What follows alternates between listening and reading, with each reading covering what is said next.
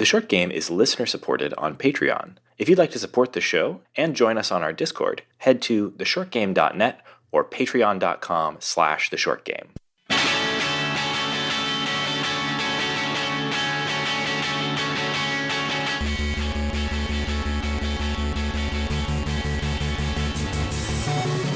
Welcome back to The Short Game. This is a show about short video games, games that respect your time. I'm Reagan Kelly, and I am joined this week by two fantastic co-hosts. Laura Nash. Nate Heininger. And this week we are talking about Balatro. Balatro? The dev is on record saying they do not care how you pronounce it. So we can say it as many different ways as we want on this podcast, and we're great. So, Balatro! I love that. I think it fits the vibe of the game that there's just call it whatever you want. Say it however you want to say it. This whole game is about making things your own and not really caring about the existing structure. So I think it's great. YOLO. Play a Joker and change the pronunciation of the game. Why not? Yeah, I'd been playing this game for many days until I learned that Balatro is Latin for Joker or professional jester. Well, I'm learning that now. Yeah. So that's where the name comes from, and it does have an official Latin pronunciation, but apparently they don't care. So, call it whatever. Call Balatro or whatever else things you've been hearing people call it on YouTube.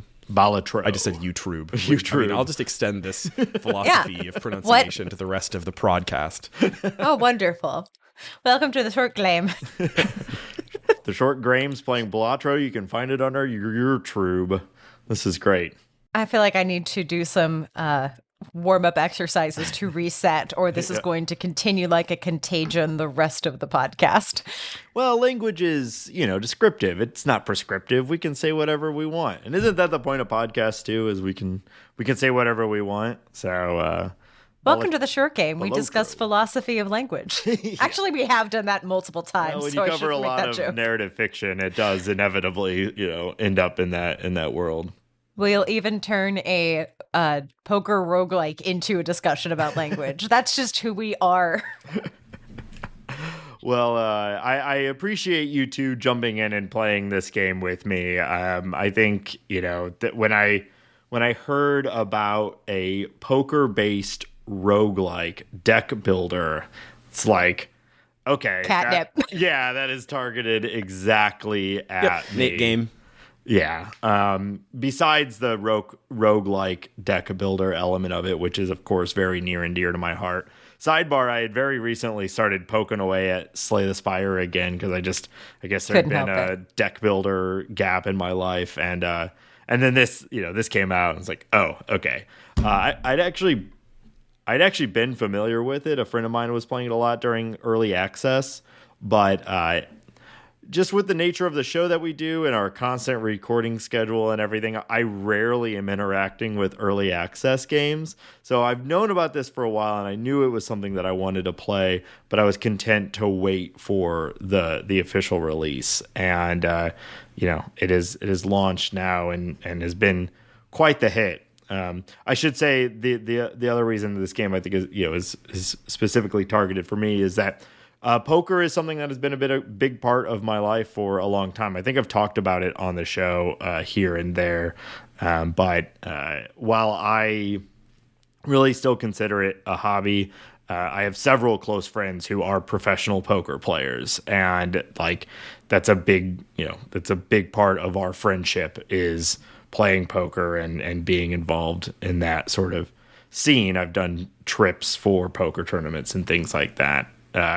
Now, that all being said... So naturally, you're amazing at this game, right? I was going to say, that all being said, virtually irrelevant for playing this game. Spotting poker hands helpful, yes. Literally nothing else, because your brain is going to look at it and go, well, of course a straight flush is better than two pair, but if you've really max-mined your two pair, that might not be true. Someone in our Discord said that they might have actually found this game harder because they know so much about poker, and you're just trained to to have the basic rankings and look for those.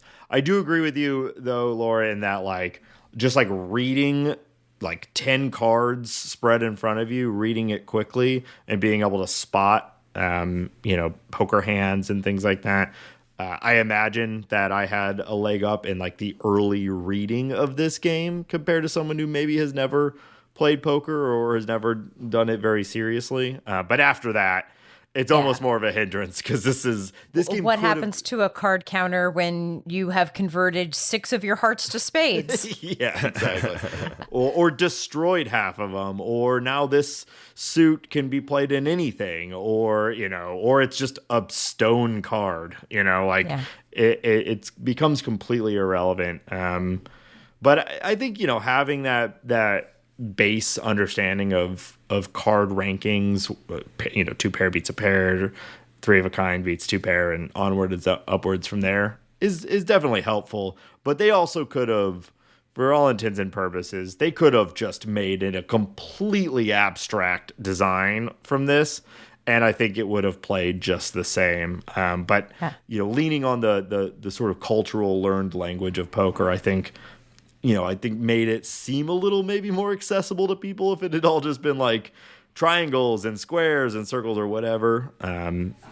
So I think I get why they use that language, even if they completely break it apart. I read something along the lines of the dev was sort of approached this like he didn't have a whole lot of experience with like card-based roguelikes, and so this kind of feels like almost like an outsider take on that genre. Like it's very it comes from a different perspective.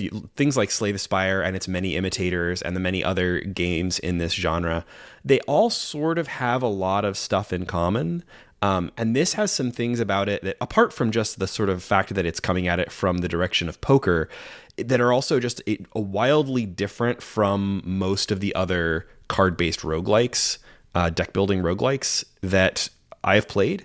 Before we get into this game, I want to compare it to one other game that I'm sad that this released the same week as Regency Solitaire 2, because there is a very narrow window of games that are cheater game, like cheater poker. This is cheater poker. That one's cheater solitaire. It has a lot of the similar power-ups. I mean, this one has a lot more power-ups and we'll get into, but it is a bit of a bummer that the slightly longer than a short game Regency Solitaire 2, which is also about cheating at solitaire, came out the same weekend as cheating at poker. So just wanted to acknowledge, like, shout out to the 2 of you who bought Regency Solitaire 2 with me and didn't play it because you were playing Balatro. I actually thought about that, and also about what's the horse one? Pocket Card Jockey. Pocket Card Jockey. I thought about those a lot while I was playing this, partly just because it's like, in some ways it felt a little bit like this is to poker what something like Pocket Card Jockey is to like solitaire, although maybe even less so, because it's like it's even weirder, even more tangential to actual poker than like something like Pocket Card Jockey is to solitaire. But they both are taking this like kind of like well understood, staid, traditional 52 card deck game and sort of doing a weird themey spin on it. And I like that, I like it more than I always find myself liking it more than I expected. Like I liked Pocket Card Jockey way more than I expected. I liked this way more than I expected. It just, you come into it with all these preconceived notions about like, I don't enjoy playing poker, but it isn't poker or solitaire. It's its own thing. But I do like playing poker, and I do like playing solitaire, and the social construct of my own morals keep me from cheating when I play them at cards. But on the computer, I will cheat in so many inventive ways, and I will build incredibly elaborate systems so that a pair is better than a straight flush by the end of the game, if I want it to be. I love, cheating or like breaking the game. Another thing that was shared in the Discord is like this game is closer to like an Inscription than it is Slay the Spire, where it feels more like you are taking an existing system and modifying it to fit your own play style or your own objectives, and it basically fundamentally breaks what your expectations are for a game like this. Like you already mentioned it, you can get in this game to where a single pair is far more valuable than a royal flush. And like that just doesn't really make sense in the context of poker. But when you start layering on all of these micro decisions that you're making, many of which I do think are inspired by something like Slay the Spire, but that has just completely sort of set the language for all deck builders that it's hard to understand, like, where is it just directly inspired by Slay the Spire and where is that just now how these games work? And you can't really pinpoint any one core influence. But like outside of a few major pieces, this doesn't really feel at all like something like a Slay the Spire, like you were saying, Reagan. Yeah, and not the least of which is because the theming is so sparse. I mean, the theming is sort of like I'm playing a weird fucked up video poker machine or something, but there's no characters in this apart from maybe the tiny little Joker guys on the Jokers. There's no like there are quote unquote boss blinds, but the bosses are represented by like a symbol and a line of text. Yeah. There's the theming is like really sparse, I guess I'd say, which is kind of a weird thing. You kind of have to just be in this for the like number go the up system. Yeah, the system. There's a lot of interconnecting systems going on here that I'm sure the design choice to make it's colorful and there's a lot of really cool card design going on here, but it sort of really stops at that. Everything else is about just presenting the screen as clear as possible and simplifying your decision making as much as possible. I can't imagine what this game would look like or how obtuse it would feel if there was like a whole layer on top of it with more characters or anything like that. Yeah, I kind of agree. I think they made the right choice, and they did put their theming mostly behind the special cards, which are really quite special.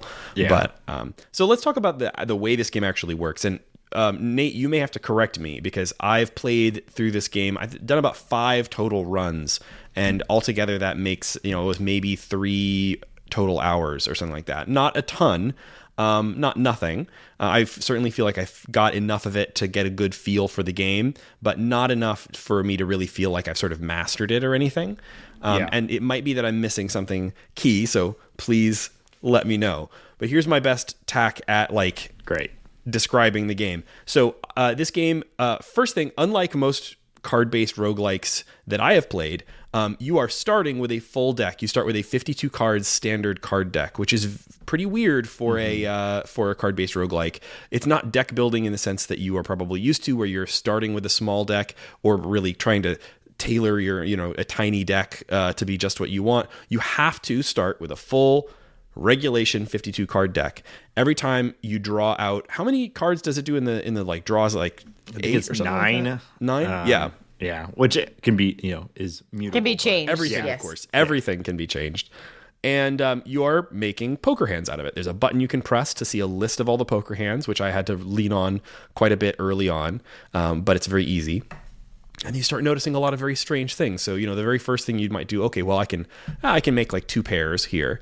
And you start seeing a bunch of numbers. Each time you play a hand, that hand, so for example, 2 pairs, has a level.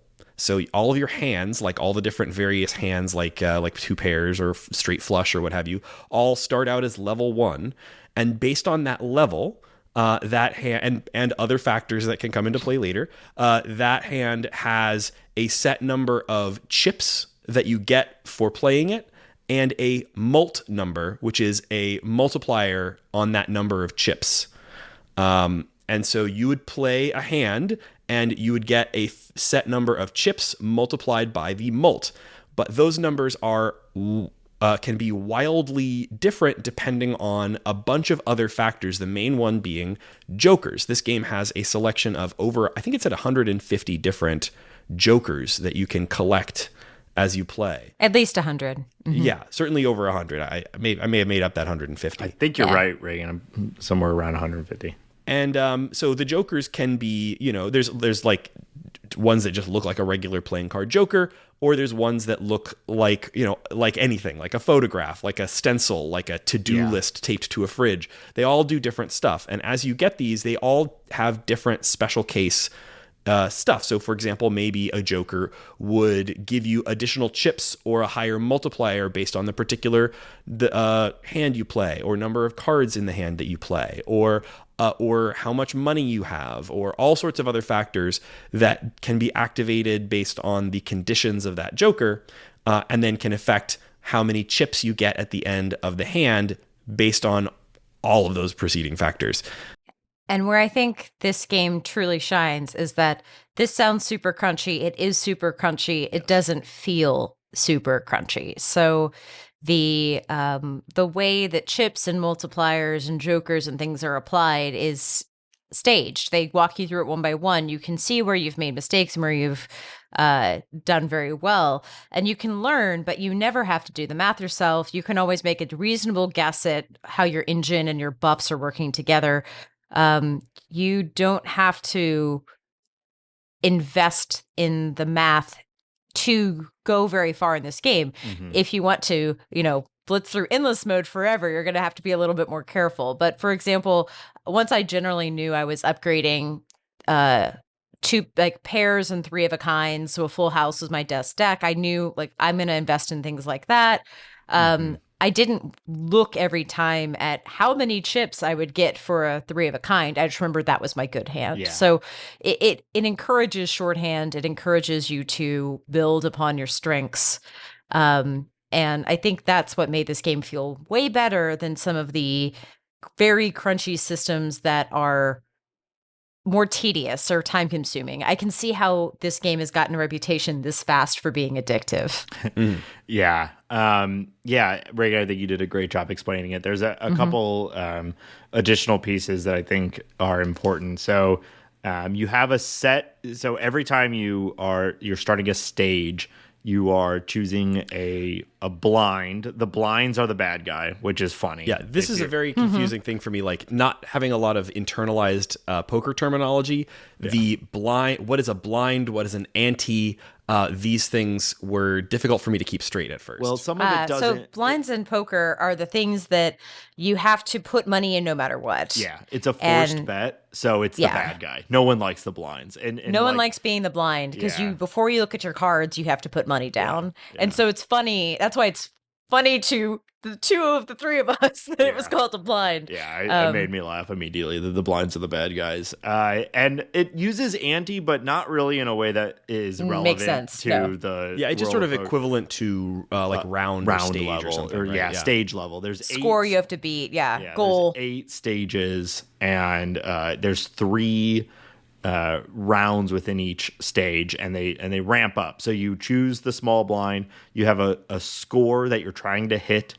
All you have to do is exceed that score. There's nothing else going on. Just get as many chips as it says. So really early. And the game ends when you do, which is great. It's just done. Yeah, there's, and so it might say you, early on, you want to get 300 chips. That's the first level. And you have 5 hands to do it. At least that's the base state. You can turn in basically 5 hands. So you might turn in a pair, and you are simply selecting 2 cards, 2 of your 9. You say, here's a pair of aces. And besides the built-in multiplier and chips, like Reagan was saying, where it's assigned to the hand that you're playing, each card is also valued based off of its rank. And you can choose up to 5, a full hand in poker, but those cards don't count for anything usually, unless you've broken things and are discarded. Yeah, which was actually something where I went multiple games before I learned that you didn't have to play 5 cards, because me as a poker player, it never tells you that. I just made the assumption. I learned it because there was a joker that said something where you you don't have to play, or It's a multiplier if you played 4 cards if you or played less. 4 or less. Yeah, or something. one of my best rounds or best runs was with that specific Joker, where I had optimized on just pairs and was getting a huge extra mult every time I played a hand with 3 or fewer cards. And so it was like, just putting down pairs. And I leveled up pairs, and I had that Joker and a couple of others that helped with pairs specifically. And it was really, really working well until it wasn't. Pears, underrated fruit. You know what I mean? Just saying pears a lot, making me hungry. Pears, meh. Oh, you don't like a pear? I love a pear. Nah, I don't like a pear. Pears are mealy. Well, you're eating bad You gotta pears, get a good pear. Some pears are mealy. It's like apples. If it's mealy, you're doing it some wrong. varietals are terrible. Yeah, of course. Look at you guys with your hoity-toity delicious pears. I mean, I lived in Washington. Of course, we were pear people. Yeah. They're good roasted. Yeah. So Pear discourse aside. the pear discourse. So you let's say you turn in that pair. If it's a pair of aces, they're adding 11 chips to that chip count before the mult or multi before it gets counted. So that's where standard poker rules kind of apply. Like a pair of aces is a more valuable pair than like a pair of twos, or a straight that goes up to the ace. 10, Jack, Queen, King, Ace is going to be more valuable than like a 3, 4, 5, 6, 7, 8, because those higher cards are worth more chips. And so you have you have 5 hands that you're trying to beat, and every time you play whatever cards you play, you're immediately drawing from the deck again to replace those cards. And that's where it's unlike a deck builder as well, where you start with such a huge amount of initial cards, and there's a number of things that will have you adding cards, that you're really never doing the like draw a set of cards, discard into your pile, reshuffle, and draw again. You're not building that type of engine like we think of with a deck builder, where you're cycling through cards a lot. Generally speaking, if you discard a card, it's gone for that round. And that's actually valuable when it comes to poker and this game, because you can see what cards you've discarded, what cards you've played, so you know what's still in your deck. You have full deck visibility. You don't know what you're going to pull. It's not telling you what is. You don't preview, but you can see the contents You have in like aggregate. card counter mode you can pull up at any time. Yeah, which is valuable because you might, let's say you have 4 to a flush, and you're going for that 5th card to make a flush, 5 of the same suit. And you can look in your deck. You say, I need 1 more heart. You can go and look at your deck and see like, oh, I actually played all my hearts on my first hand, or I played a chunk of hearts on my first hand. I'm less likely to pull a heart than a club or a spade or something. So maybe that's not the best card or the best hand to draw to. And so you're shuffling through these cards in one of 2 ways: either through playing a hand, you play the cards and they're out, and you draw new ones for the next hand, or you can discard, and you have a number of discards. I think it starts at 4 or maybe 5. Yeah, 4. A thing I really enjoyed, and it took me a couple playthroughs to get, is that after you discard and you play your cards, the cards you have in your hand persist. Yes. So at times it was nice to say, I have a lot of queens in my deck. I will keep this queen around for next time, but I know there are no 2s left in the deck, so that is a safe discard. So like you could keep stuff you thought might be useful in the future. And that was more, when I found that out, it helped me. It's like the second game through, it was one past the tutorial, but I didn't notice that how important it was to think about the cards you're leaving behind at first. So, and sometimes like I found myself, you think a discard is the natural way to sort of get cards out of your hand and get new ones to try to make that specific hand you're going after. But playing cards also does fundamentally the same thing. So sometimes I'd find myself like you said, if you only play a pair, it only counts to 2 cards unless you have a particular joker, but it only counts to 2 cards. But you can actually play up to 5 hands anytime. So sometimes I'd be like, well, I'm low on discords because I was churning 5 through. cards, not 5 hands, but Sorry, yeah. 5 hands, yeah. No, just clarifying. Sometimes I would say like, well, I have a pair of aces and I also want to draw to this flush. So I'm going to play the aces and these 3 other random cards just to get them out of my hand and draw a whole new 5 set. And so it's this sort of balance between like hands, which are ultimately your point scoring opportunities, and discards, which allow you to freely mix and match your cards. And you're just trying to hit that golden number, whatever it is. 300, 600. It gets crazy. Like the ramp up of this game is wild. Like your first level is scoring 300 chips, and the boss of the game is 100,000 chips. And then you can go past the boss, like the main ending of the game, into endless mode, as Laura said, and it ramps up immediately. I made it into there's 8 rounds of the core game. The boss of the 9th ante needed like 300,000. A buddy of mine got to ante 12, and it was like 2.8 million chips. And like nothing is.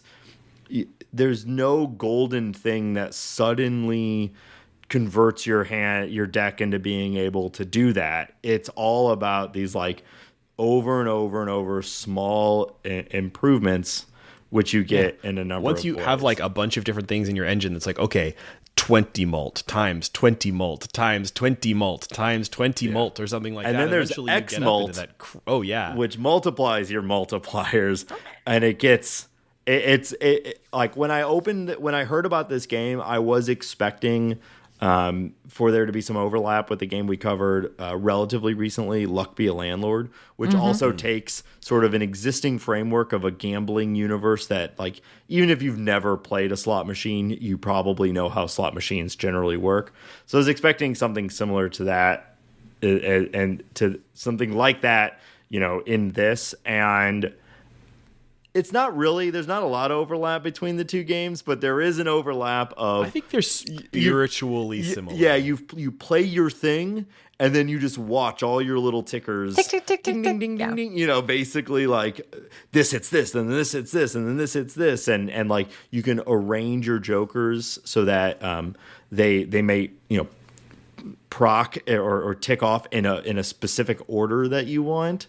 And it does get to that same set of dopamine of like, yes, my wonderful machine, and that's what this game and games like this are going for, that dopamine. Like, you look at my world I've created. This pair of aces just accrued me 150,000 chips. But like on top of that, the game is titrating its complexity in a super sophisticated way. The idea that you opt into all of the extras. You can deal with tarot cards, planet cards.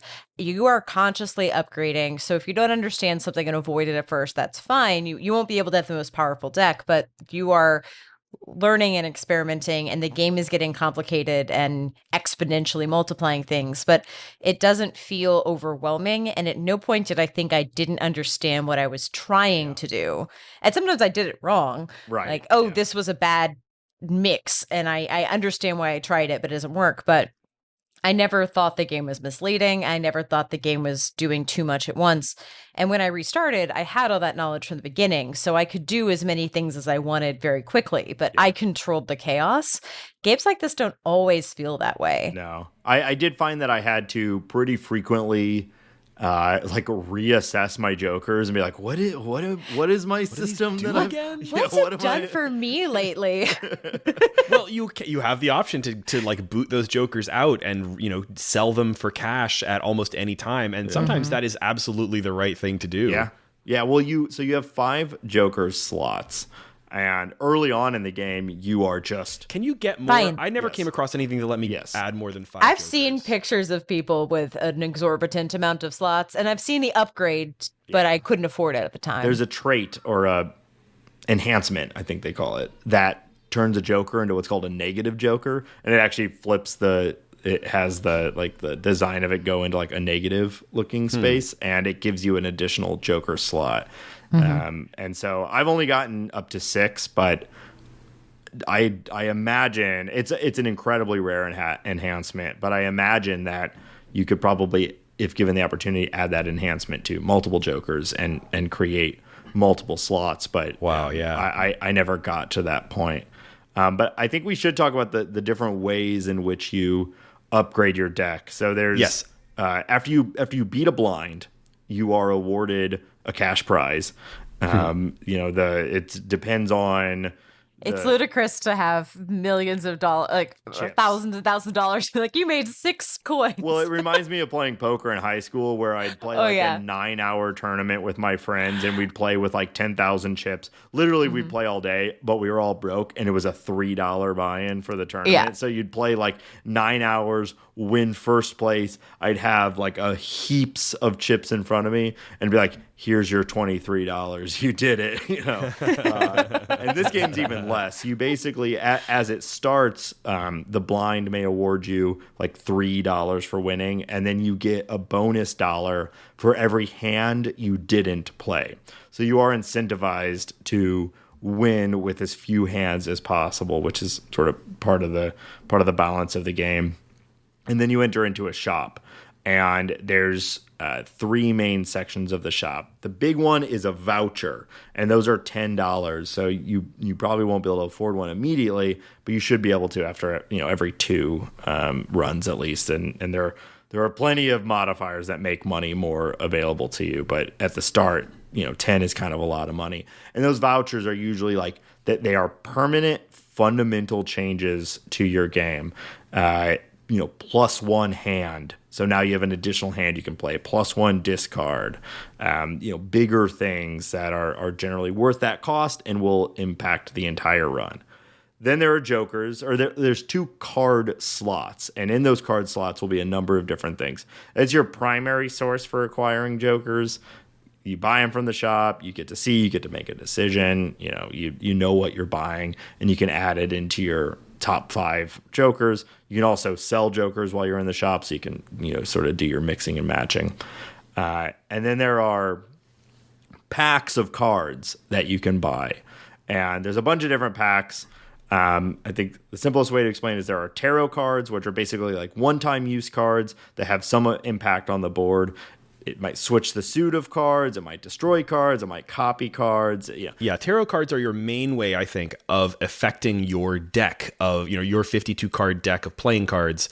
Tarot cards mostly take an effect on those. On the cards themselves. Yep, exactly. So they'll let you add like hollow foil to your queen, or let you turn, a 4 into a 5, or that kind of thing. Right. And there are a lot of them. Oh, yeah. And it's not as if you can choose from the entire deck. You get dealt a hand, and you may apply it to any of those cards on the table. So there is still an element of that blend of strategy and luck that this game kind of lives and dies by. Yep. And they're one-time use, and they burn up, and it happens, and it's done. And you have 2 at the start. I should just say everything is changeable. So I keep adding in that things can be changed and updated. It's just literally every part of the game can be changed. But you start with 2 slots, so you can store up to 2 tarot cards. For I used them all very fast. Yeah, usually. generally. You can use them immediately when you buy them in most cases, or sometimes you can hang on to them for that right moment. Then there are planet cards, which these update the hands, like Reagan was saying before. So you'll open up, depending on the pack size, you might have in front of you 5 different planet cards that you get to choose from. And it might say, upgrade your flush by +1, upgrade your 2 pair by +1, whatever it may be. And you pick that one, it burns up, and it permanently updates that hand. There's also just standard cards where you can just add more copies of a card type into your deck. So you might want to add another Ace of Spades or Ace of Hearts or whatever it might be. Again, it's a random assortment. You're opening up a pack. You don't know what you're going to get. But also in these packs will be randomly enhanced cards. And this is a whole nother bucket that, we can go down the road. But enhanced cards have a ton of different options, plus more chips. I didn't go for this at first for the first couple playthroughs. I didn't understand why I would want more cards. I almost would always want the Planetary Tarot. And then I realized, like, oh, it's really helpful to have multiple threes of spades or ace. Like, just having multiples of a card is cool. And having the chance of an enhanced card in it was also super cool. So I think it's really easy to sleep on those. I'm glad I didn't play with it for the first 2 or 3 games, but when I opened them, I realized, oh yes, this is a good chance. 100%. I think though that I had the same path too. I'm like, why do I want to, more of these? Yeah, my initial thought was all I want to do is get rid of cards. Like I wanted fewer cards. And there are some ways to do that, but way less of that than I was expecting. I was kind of expecting, like in a lot of roguelikes, like getting cards out of your deck is always valuable, but it's very often a pretty common action. And here I didn't find that very often. Because that's where most deck builders, like, churn is valuable. Being able to get through, you have your highly valuable cards and you want to get to those as much as possible. Most people who play deck builders, you'll hear it over and over and over, like a tight deck, a small deck. Even in like games like Magic, Shane's not here, so I'll ring the bell for him. Most decks are smaller decks. That's not universal, but like most people are trying to really refine and say, like, every card I pull is a valuable, selected card. But a 52 card deck in Magic would be like psycho pervert shit. Like, but you start with 52, and so adding multiples of a card really does increase your odds. Adding more spades to the deck, adding more hearts. A lot of the ones, one of the good runs I had multipliers on even cards. I got a 4x multiplier, and I upgraded almost all of my I was upgrading my odd cards using strength up by 1, so they would go up to 10. So I just kept I changed all my 9s to 10s. Like I kept doing that kind of stuff because it increased. I ended up having a 5 of a kind in one hand, which is because that's what you see. You're like, why would I ever try to go for a straight flush or even like 4 of a kind or a royal flush or something like that? It seems like impossible to draw those. Those are incredibly rare hands. Even when you're drawing 9 cards and you can discard, it's really, really hard to get a straight flush or a royal flush or something, or 4 of a kind. But if you've got 15 aces in your deck, 4 of a kind aces becomes a lot more simple. Or one of my favorite runs I had was I had a joker that made it where clubs and spades count as the same suit and hearts and diamonds count as the same suit. So flushes were now no longer like 5 clubs or 5 spades. It was just 5 black cards. And it worked for straight flushes too. Just 5 black cards in a row was a straight flush.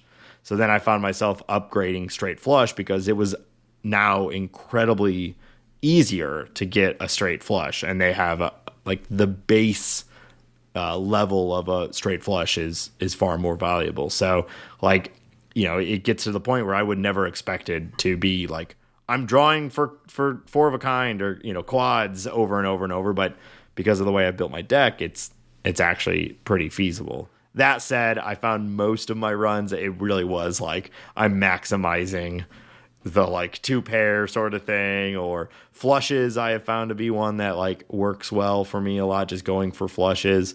It was only with that like crazy set of circumstances with the Joker that I found myself frequently going for straight flushes.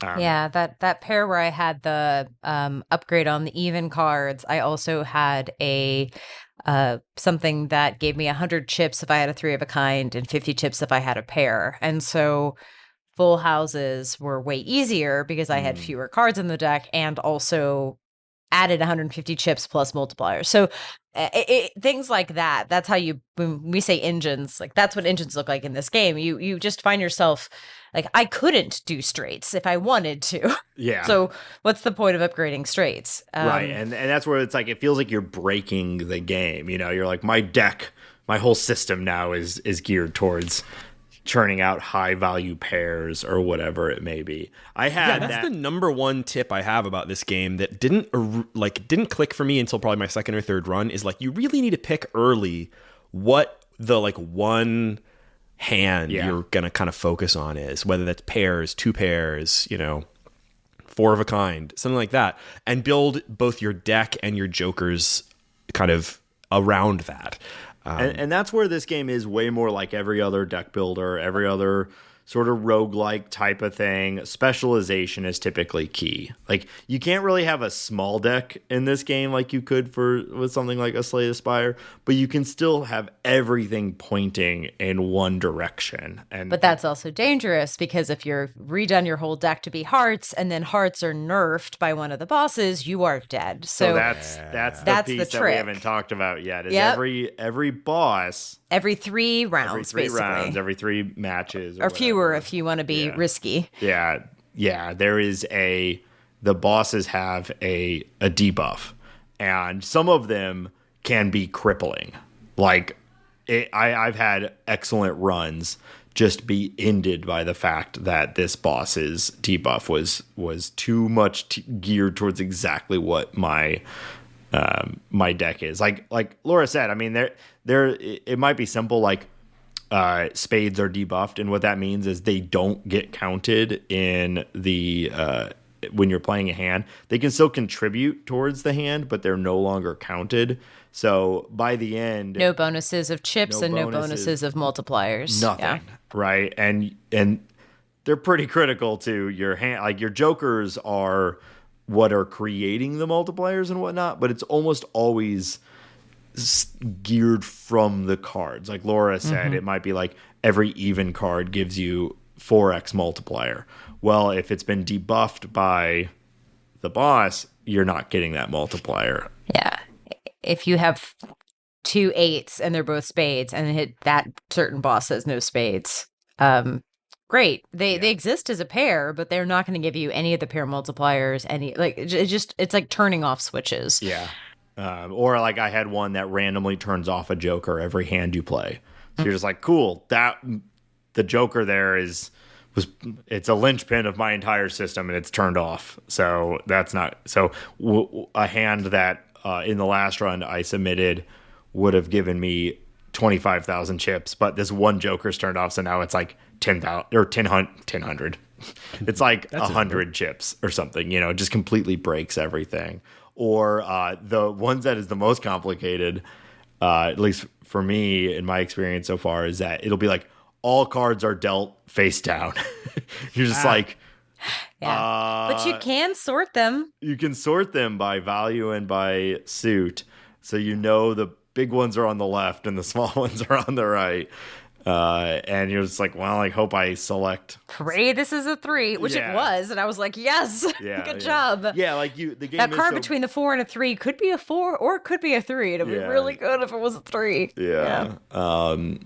And I've had runs. Just it's like, well, yeah, like I think there was one that it said like your most played hand doesn't score chips this boss. Yikes! And so it's just rough. Like, well, that's my whole thing is my most played hand. All I'm playing is flushes. So what the fuck am I supposed to do right now? Oh, lose. Okay. Just like it straight flushes, I guess. Yeah.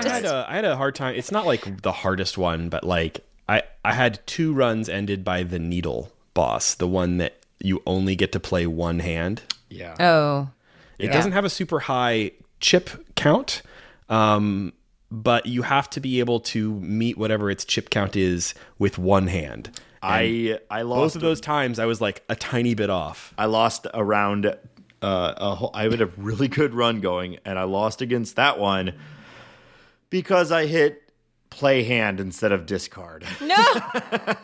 And it just played. I was trying to discard like 4 bad cards, and I played it instead. And it was like, and they're like, you have nothing. Yeah, what were like you doing? 23 chips or something. I was like, well, I did exactly that and just like closed the game. Yeah, I was like, well, came back an hour later. Yeah. But I mean, I do like they're that. very close together. The bosses are hard, Yeah. and I like that. There are some things that like there's a voucher that you can get that will allow you to pay $10 to re-roll a boss blind. Wow. There are also Laura kind of hinted at it earlier. Every time you are about to play against one of the lower 2 blinds, you have the opportunity to skip the skip the round and collect a benefit. And the benefits are pretty good usually, but you're giving up the opportunity to earn money and giving up an opportunity to go to the shop after that round, which is important. But sometimes there will be like skip this round to re-roll the boss ante or the boss power. And if you're going up on something that will kill you, it might be worth it. It might be worth it. Like the award or the skip rewards are really good, but I found myself rarely selecting them because the loss of the money and the visit to the shop is pretty detrimental. And all of this to say is that like I have successfully won a run, but I think this game is pretty hard. And no joke. I like that about it, but like, I kind of thought like, this is my jam. I'm gonna win some runs pretty quickly, and I did win on like my 4th run, but I've not won since. I've only won one time, and I've played, I think, a lot at this point. It's still fun though. This game isn't a game where you the win overshadows the playing of the game. Yeah. I think that's really important to me when I want something that I will play for 30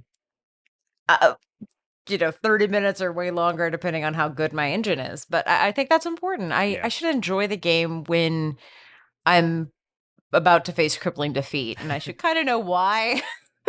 Well, like I didn't have a versatile enough deck, or I hit the button wrong, or man, I should have retired that Joker. Like you kind of know what you did wrong. That's not always true in these games. A lot of the that's where I keep throwing like comparisons to other games, but like Slay the Spire, you feel like you're on edge the entire time. You are surviving, and you might not die in a certain round, but you can usually tell like death is near. Unless I get something that's about to fundamentally save this run, I'm probably going to die soon. And it generally comes in that way where you're like, I eked out one more blind and then I lost to the boss or something like that. You kind of see it coming and you just sort of know, like, I don't have the juice for this.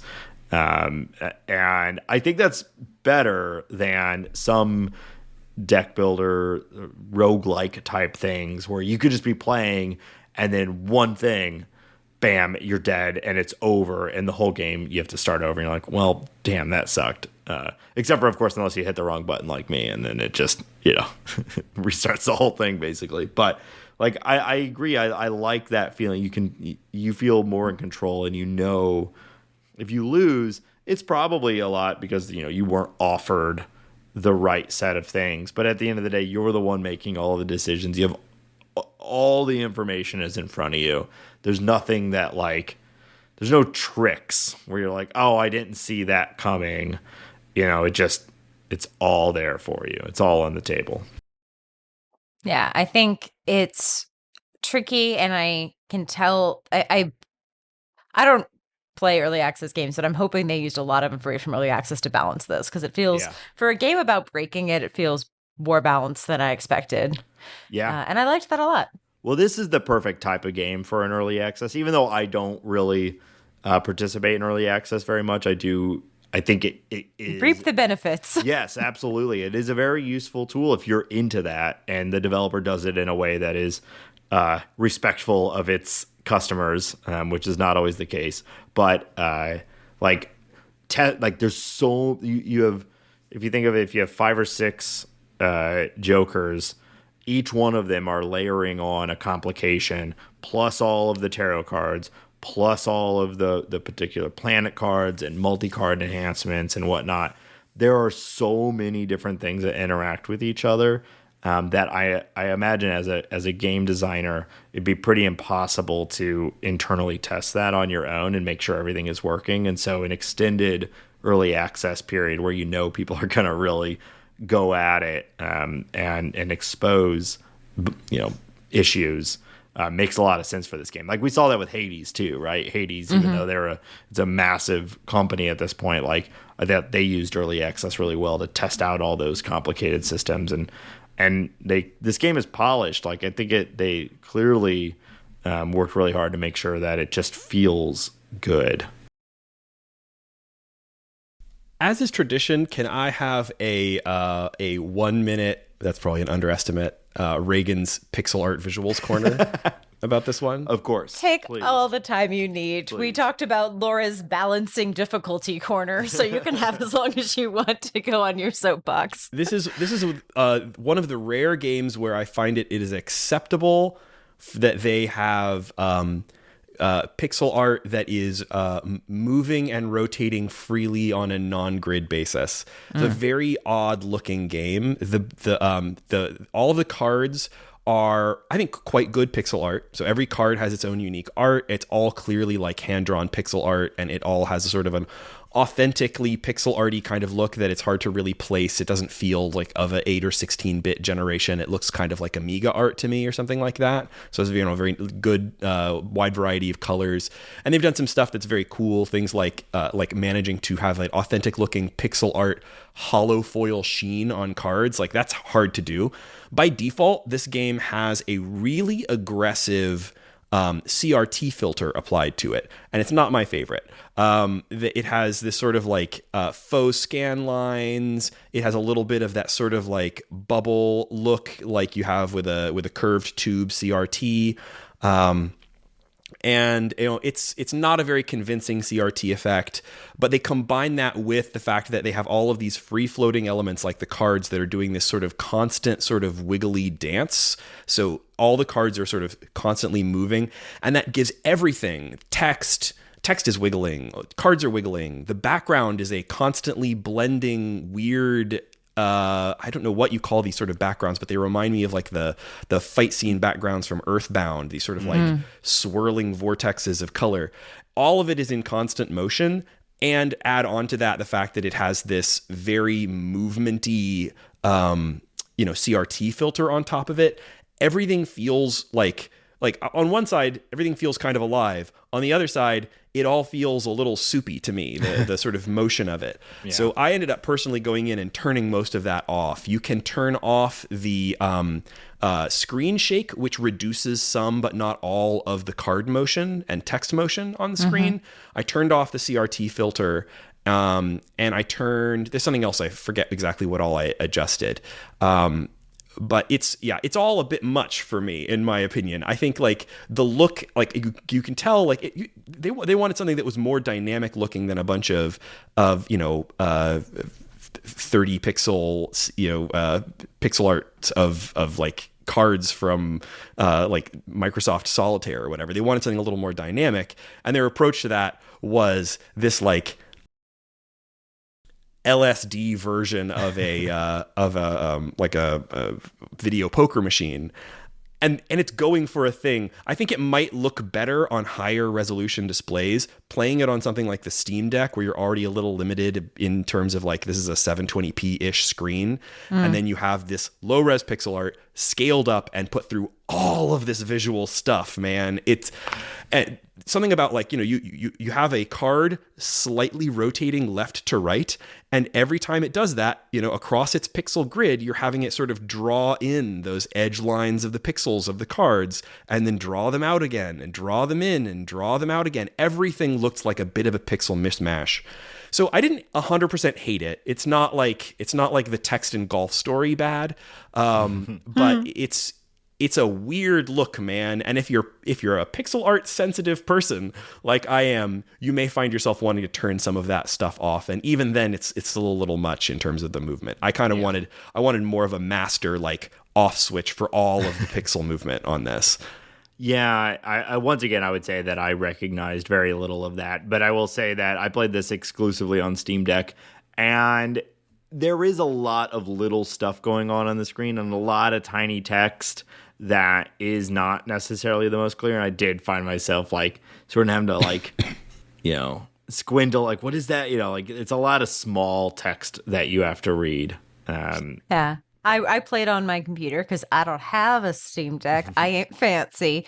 But I played on my laptop in Parallels because it's PC only. They have a Mac version now, though. Check Steam, and it's available for Mac now too. Well, that makes it even easier to play this game whenever I feel like it. Oh no! But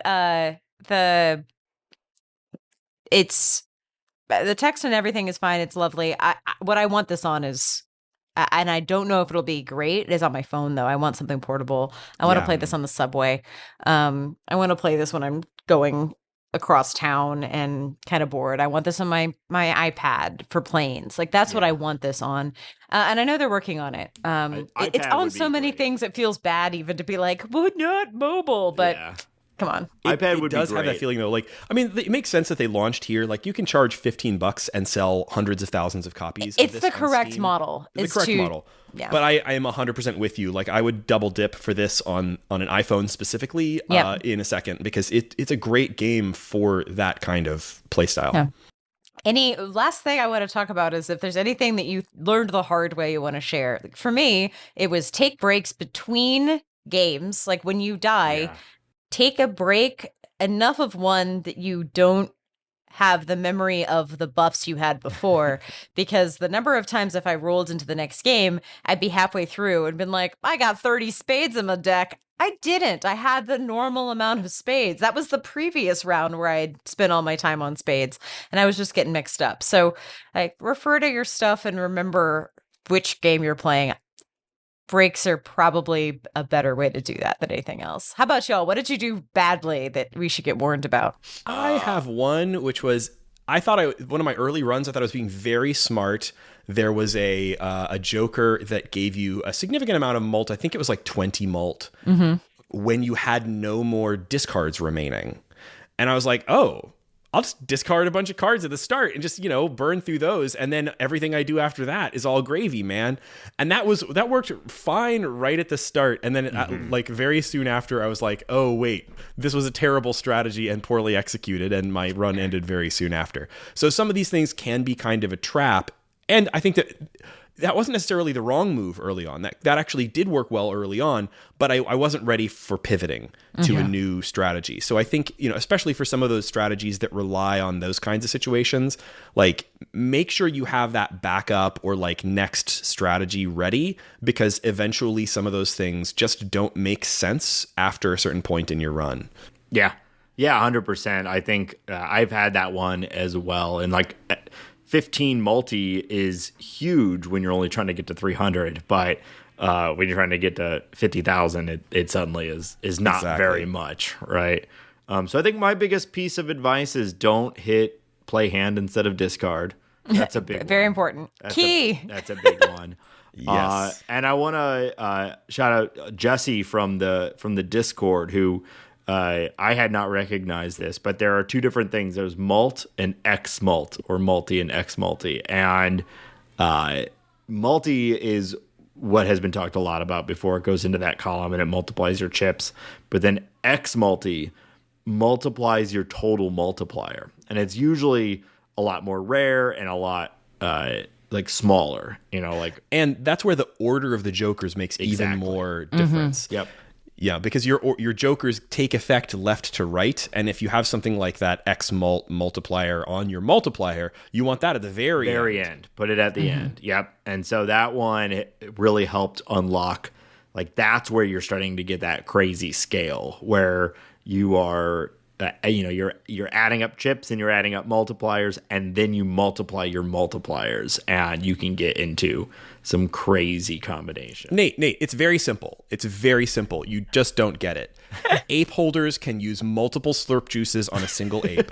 So if you have one Astro ape and 3 slurp juices, you can create 3 new apes. Tonight's slurp juice mint event is essentially a minting event for both lab monkeys and special forces. Oh no, we're back at the beginning of the podcast where words have no meaning. I have no idea what you're talking about, but did we play some power up multipliers on the sense, like the nonsense meter? You do get to the point where if you get really far into this game, it really is like nothing makes any sense anymore. You're just building for exactly your little scope that you've created, where you're like, yeah, I have a straight flush here, but I need to discard half of that straight flush because I need another pair of 2s, baby. Let's go, pair of 2s. And I love it. I feel like this is a game that I'm going to be playing for quite a while. Yeah, I'm definitely going to go back to it, and it's definitely something that I'm going to be, I'm going to keep it on my Steam Deck and There's a lot of good memes going around on it right now on the addiction of it. There is no time, only Balatro. Like, it's really sinking its teeth into I think the gaming community right now. I will say a lot of like games like this are often podcast games for me. I like to listen to podcasts and play sort of like engine builders. I have not been able to do that with this game. Maybe in time, but I have a bit. I gotta say, I muted the music track on this game immediately. Did you guys bounce off the music in this game? I don't even know as if I ever badly even as had the did? sound up, which is not normal for me on games. Some people were saying they really liked it, and I found it fine. It does feel very hypnotic. It does keep you, like, it helps you lose track of time. I didn't find it particularly appealing. Like, if you asked me to hum any of those songs, I would not be able to. It's just kind of got a kind of a are you do do do do do we do. Yeah, it feels like it's designed kind of like a thing. waiting room music about like you don't exist, like time does not exist, and There is no time, only Balatro.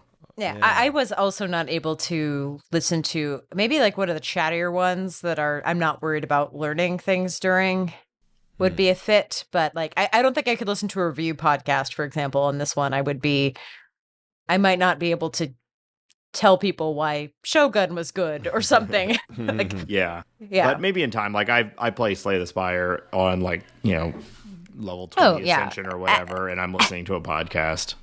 As it seeps into your soul. Yeah. It'll be easier. One last thing, there's a little bit of controversy that was just announced on this game too that I just think is interesting. It is being pulled from some shops because it now has The announcement didn't say which. I assume it's console ones because it's clearly still on Steam. Yeah. The game was originally rated as ages 3 and above, which is hilarious to think of like a 3 or 4 year old. My daughter's going to love it. Yeah, right.